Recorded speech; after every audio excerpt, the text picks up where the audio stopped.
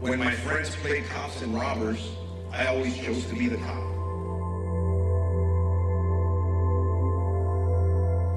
Well, what do you do after retiring from running the second largest police department in LA County? How about running the largest sheriff's department in the United States? I am delighted to be joined today by Sheriff Robert Luna. So nice to have you here. Thank you for having me. I state your name. I, Robert Luna.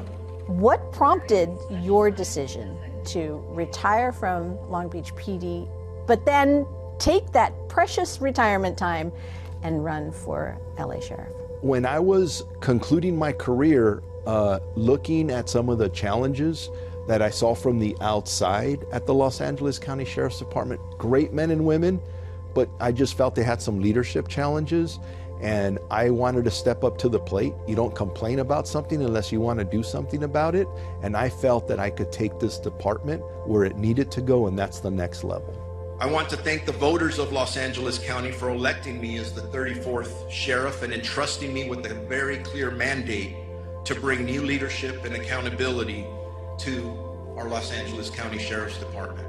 One of my priorities is to make sure that our employees have the best training available to them as possible. Right now, we don't. We're deficient in some of those areas. So I'm going to be working with our Board of Supervisors and identifying all of our training needs. We have to be able to go out and look for opportunities of how other people are training best practices and bring them here to the Sheriff's Department. I'm going to bring up something that may or may not be something that's fun to talk about or easy to talk about with this whole smash and grab thing.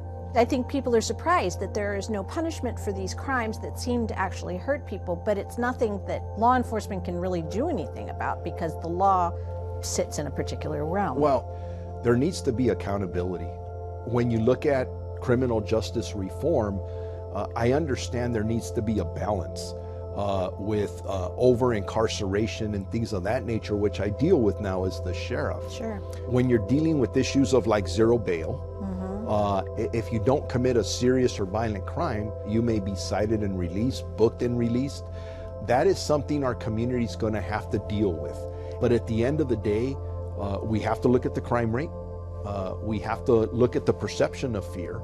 And right now, a lot of people don't believe we're safe. But yet our crime stats show that crime is down. So it is our job not to scare people, but to educate people. Well, I would be remiss if I didn't actually talk about what you need in terms of recruiting. I imagine that you probably are looking for great candidates that want to be a part of the team. We are. And I want to start off by saying that it is one of the most rewarding careers anybody could ever have. Okay. It's a family, greatest job in the world. We are a little short-handed right now. Our employees are working their tails off. But I invite you to visit lasd.org/careers. Come and serve the community. Come and make a difference. We're waiting for you.